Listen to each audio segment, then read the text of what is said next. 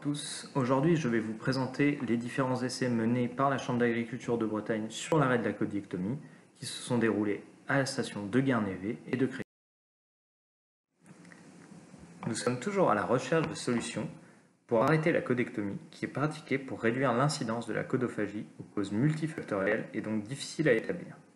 En parallèle, il existe une forte demande associative et de la Commission européenne pour stopper cette pratique. La réglementation européenne est claire, la section partielle de la queue ne peut être réalisée sur une base de routine, mais uniquement lorsqu'il existe des preuves que les blessures causées aux queues d'autres porcs ont lieu. Par ailleurs, avant d'exécuter ces procédures, d'autres mesures doivent être prises en compte afin de prévenir la codophagie en tenant compte du milieu de vie et du taux de charge. Face à cette forte demande de l'Union européenne, la France a mis en place un plan d'action en 2018 et c'est dans ce cadre que se déroulent les essais en station et en élevage. L'objectif de nos expérimentations est de répondre aux spécificités françaises, c'est-à-dire comment élever des porcs à queue entière en France. Pour cela, 2 séries d'expérimentations ont été mises en place.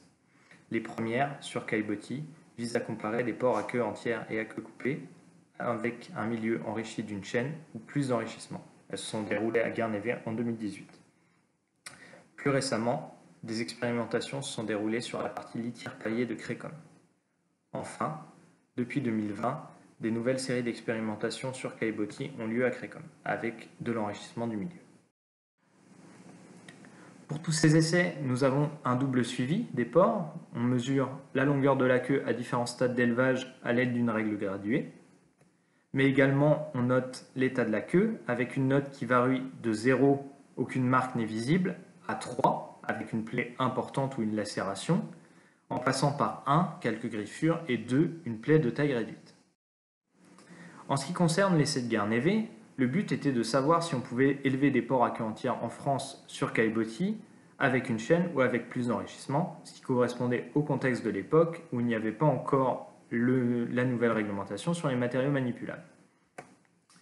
Donc pour cela, nous avons élevé des queues coupées et des queues entières en contemporain, sur 3 bandes successives à la station de Guernévé, avec 2 niveaux d'enrichissement du milieu, enrichi, donc avec la chaîne, et enrichi plus, avec différents matériaux manipulables. Donc la première question de cet essai était de savoir s'il y avait des impacts sur les performances. Et ce que l'on a pu noter, c'est qu'il n'y avait pas d'effet de la codectomie sur la croissance et la mortalité. On avait un GMQ moyen de 538 plus ou moins 95 grammes par jour en post-sevrage et 981 plus ou moins 112 grammes par jour en engraissement. Et sur les 165 porcs, aucun porc n'est mort ou n'a été écarté pour cause de codophagie importante. On n'a également aucune différence entre les queues coupées et les queues entières à l'abattoir, le poids de carcasse moyen de 99,1 kg, le TMP moyen de 60,3 et nous n'avons pas eu de saisie importante. Les saisies ont représenté 3,6 kg sur 2 porcs à queue entière et 1 kg sur un porc à queue coupée. Les saisies étaient par ailleurs non imputables à l'état des queues. La question était de savoir si les queues longues étaient plus à risque de morsure.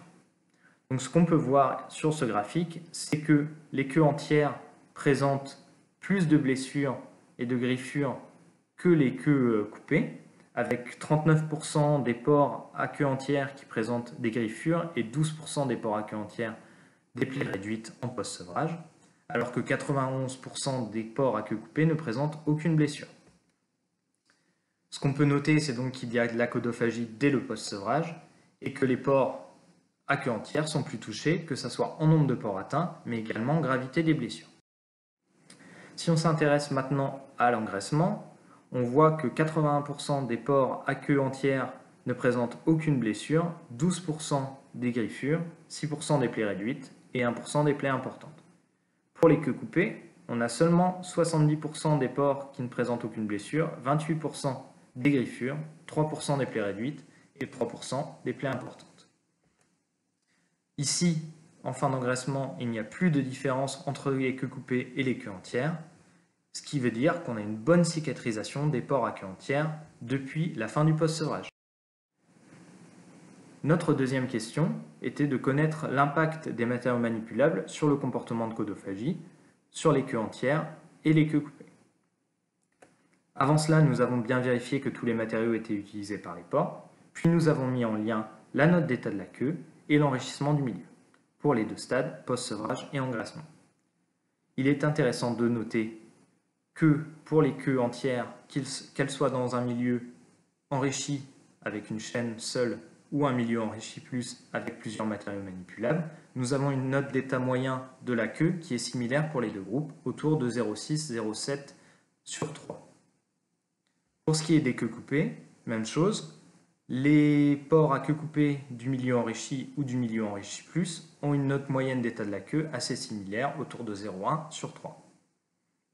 Plus étonnant, en fin d'engraissement, les ports à queue coupée ou à queue entière présentent des notes d'état de la queue assez similaires, quel que soit le milieu dans lequel ils ont été placés, à l'exception des ports à queue coupée en milieu enrichi qui présentent des notes d'état de la queue beaucoup plus importantes, certainement liées à un faible effectif.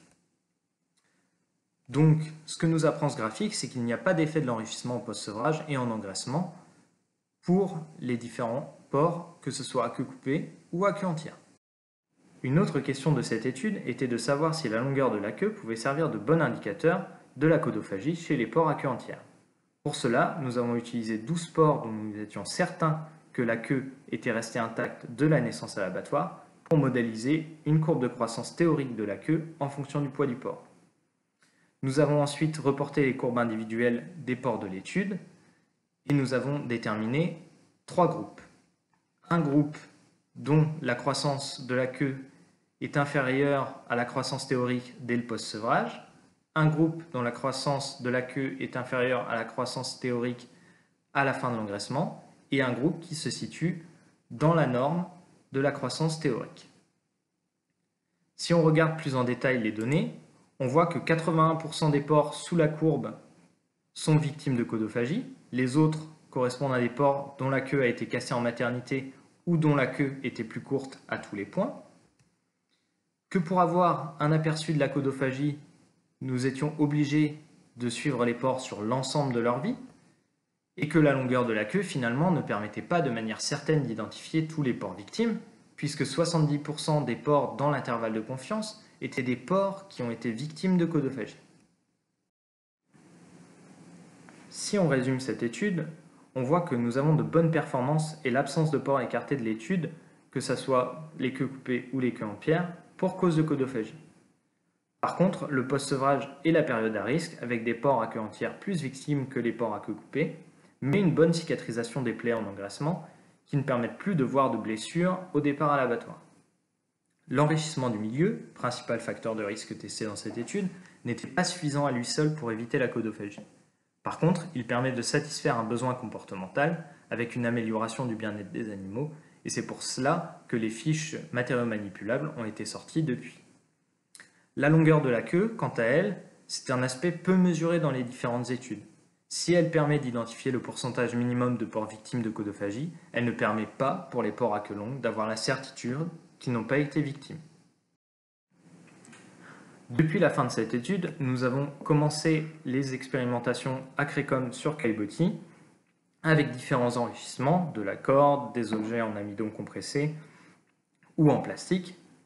Donc le but était de suivre quelques portées avec la queue entière, en conservant une portée par case de post-sevrage avec de nombreux matériaux disponibles.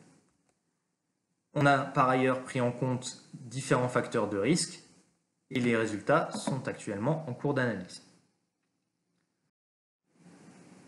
L'autre expérimentation menée avec ACRECOM a été menée sur litière paillée avec 3 bandes de porcs, soit 528 porcs suivis, un groupe identique en post-sevrage puis en engraissement, et une lignée mâle différente. La moitié des inséminations était réalisée avec des verras piétrins, la moitié avec des verras durants. Les résultats de cette étude seront présentés en détail aux prochaines JRP. Pour vous faire une présentation très rapide des résultats, il faut savoir qu'il y a environ 80% de porcs qui ne présentent aucune blessure à la fin du post-sevrage et près de 90% en fin d'engraissement. Un seul porc a dû être écarté sur les 500 de l'étude pour codophagie sévère, et donc, depuis, il y a arrêt de la codectomie en routine pour l'élevage sur paille de Crécom. Donc voilà pour tous les résultats qui ont été menés sur les stations des chambres d'agriculture de Bretagne. Je vous remercie de votre attention et je suis disponible pour des questions.